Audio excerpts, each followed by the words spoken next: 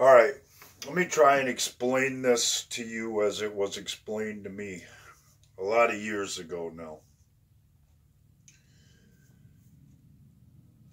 Freedom is like a relay race, and every generation eventually has their opportunity to carry the torch. And if you're not interested in carrying the torch of freedom, then you're not interested in freedom. It's really just that simple. If we don't take an interest and the torch falls on the ground and everyone just stands there and watches, guess what? It goes out and we all lose the race.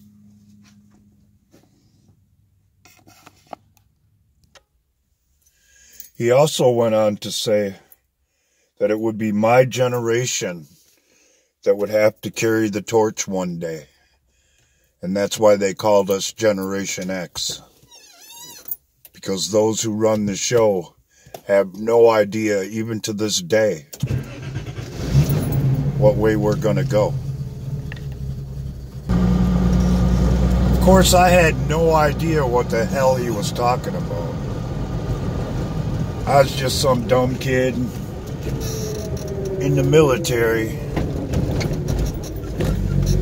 having a conversation with a full bird colonel who turns out was an intelligence officer. But he liked my work. We'd go out on test rides on the proving grounds for the vehicles after they were repaired. He'd start talking to me about stuff. And he, like I said, he said that my generation one day would more than likely have to carry what he called the torch of freedom. And the further we get into this deep state stuff and everything that's going on in the world right now, it's like the guy was predicting the future. It's uncanny, literally, some of the things he said and some of the things that have unfolded today. The attack on free speech, the things that have went on around the world that our government's been involved with. It's like he could see in the future. And maybe because of his job, maybe he could.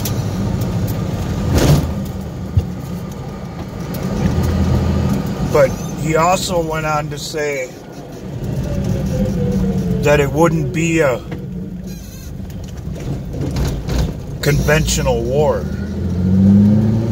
That the enemy would literally sneak in the back door and try to beat us in a way that we'd never seen before. And I'll be damned if that isn't exactly what's been going on in our day and time right now.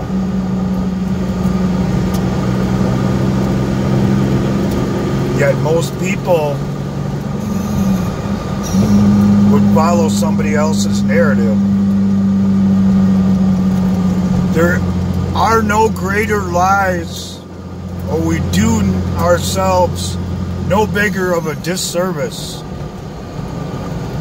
is when we lie to ourselves, because that's what everybody else is doing.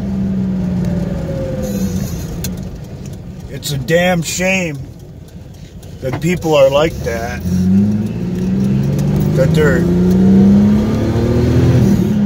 so into being accepted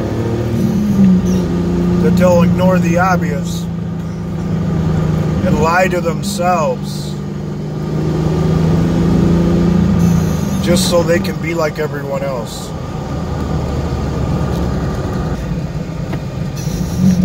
It doesn't have to be like that. It shouldn't be like that. Why are people overall so afraid to call a turd a turd? Why are they so accepting of some crazy freaking idea that has no place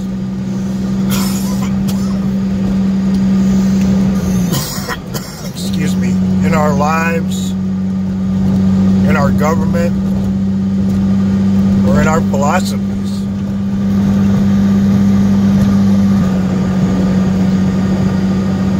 As for myself, I'm not really happy with our president at the moment. I'm happy with some of the things he's tried to do, but this drain the swamp thing has went on far too long. Too many innocent people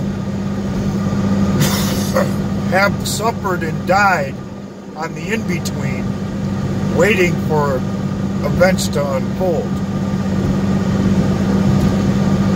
The inaction on the media, big tech and social media, their attack on free speech, quite frankly, makes me have my doubts about the guy. It's easy to say the right things. You can even do a thing or two along the way to sell it. But until these main issues are addressed, the jury's still out on the guy as far as I'm concerned. I mean, just because he says he wants to do something about the border doesn't mean that record numbers aren't crossing under his watch. So I'm still skeptical, irregardless of what some of you might think. I'm hoping that that's all part of the plan. Because what better way to defeat your enemy than to have them think they control the narrative? That way you can goad them into doing things to expose themselves, which has happened. And you can set things up behind the scenes because they think they're in control, so they're going to overlook things. That's what I'm hoping. I have yet to see confirmation of that,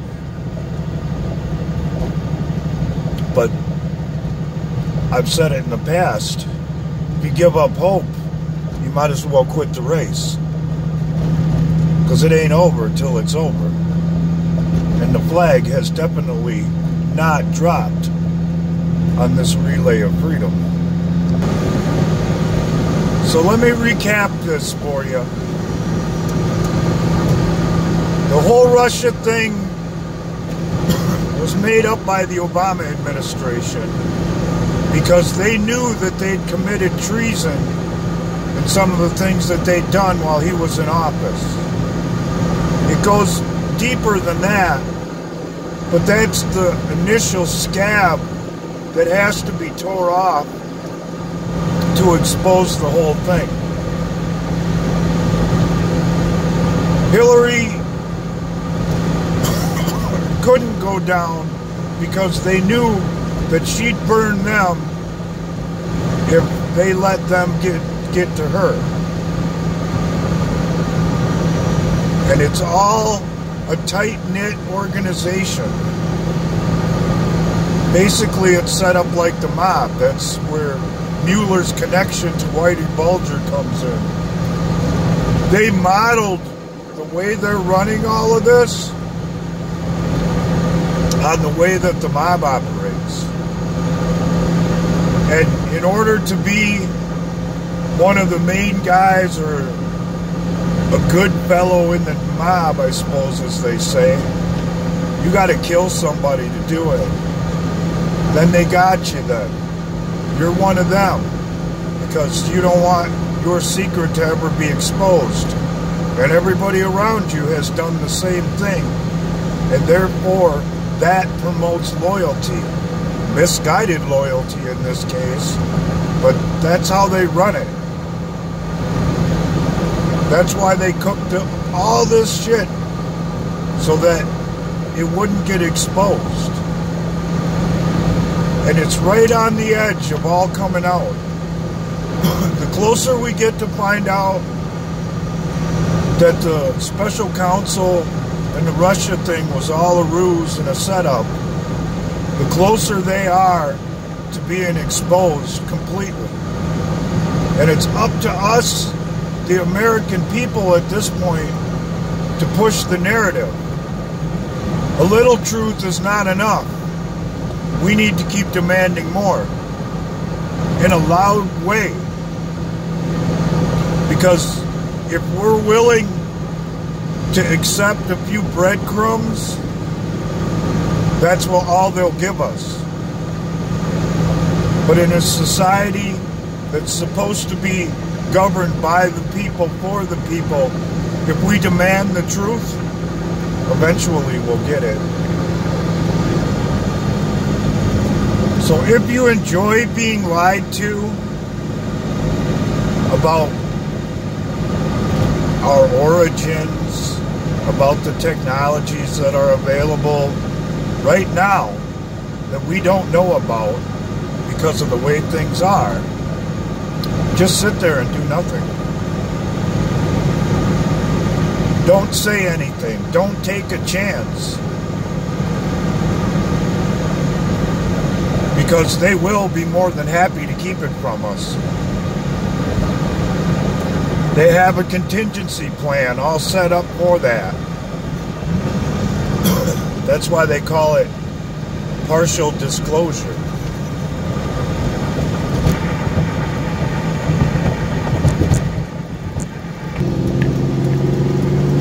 That's why they try and suppress us.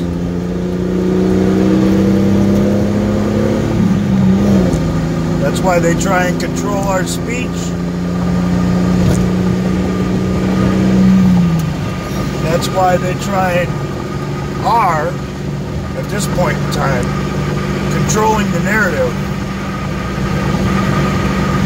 I suppose the question we should all be asking ourselves, are we down with that? Are we prepared to let that happen? To let someone we don't even know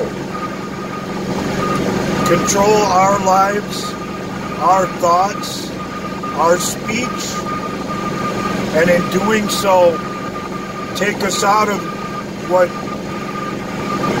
he called the relay of freedom.